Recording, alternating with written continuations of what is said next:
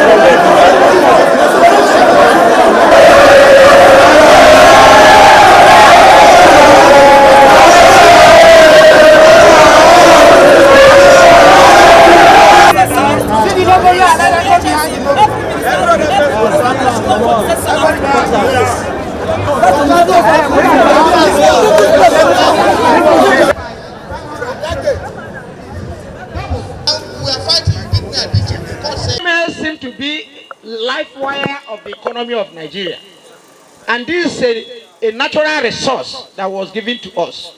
We have no business refining abroad. We have no business importing PMS. There are over 200 commodities or products that could come out from refining of petroleum products. Nigeria is not benefiting from it. We are subsidizing workers from other countries where refining is taking place. You harvest cassava in your farm, you sell cassava, and you buy garri. That's the economy we are running here. It's unacceptable. We have to think of it.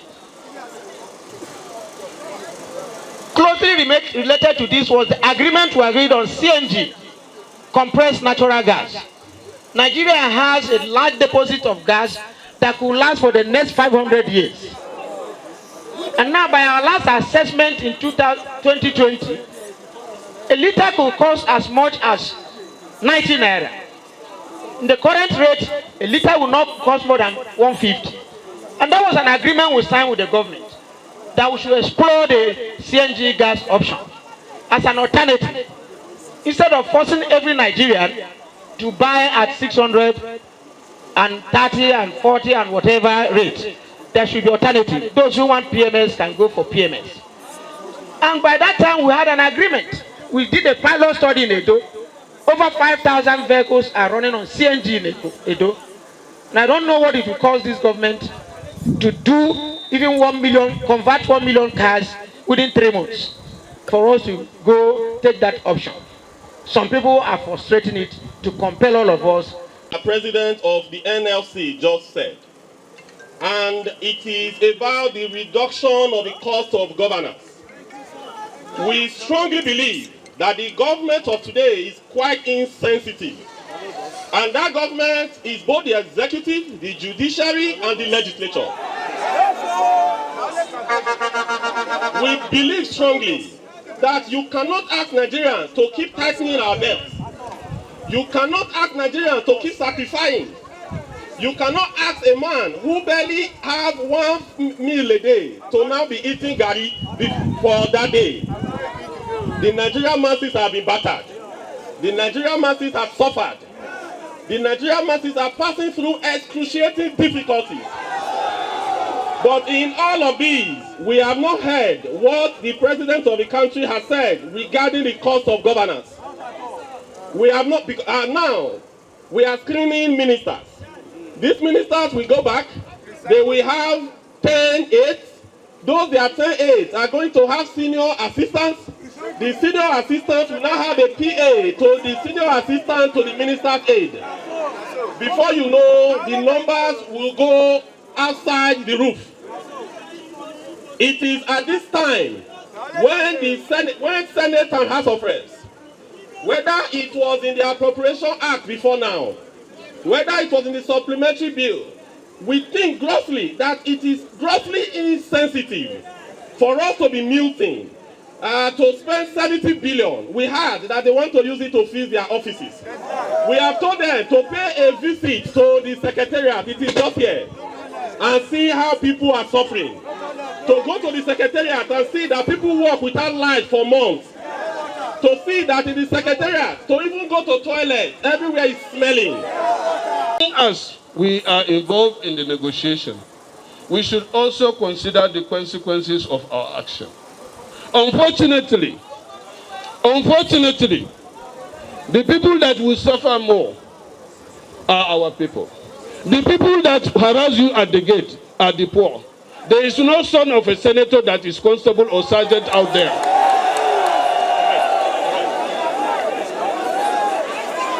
So, where is the problem? The problem is with us. When I was told that you are bad at the gate there, the sergeant at times is here, he can bear me witness, he called me. He said the chief whip, there are labor people out there and the police have blocked them. I told him, allow them to come in and wait for us to come and address them. So it's not that we are completely insensitive. We are Nigerians. As I said, most of us, unfortunately, that are maltreating our own are from the poor. How many are rich Nigerians? There are very few. Your direct representative. So I assure you, everything you are feeling, we understand it. I also assure you that the Senate is going to get involved, and I will ensure I'm not part of the leadership, but I am your representative. I will not let them cheat you. I went to school in America on a federal government scholarship. I had a car I bought straight from the factory, a Volkswagen, for 300 naira. So I I know the Nigeria that bred me is not the Nigeria you have. My first job came with a house, a beetle, and 500 naira, and that 500 naira bought me everything. So I know the issues. And I also am a mother. I have children who are your ages that I want to inherit a better Nigeria. So please, please, just give us a chance to get involved, just a little chance, and we will make sure if things are not resolved in your favor,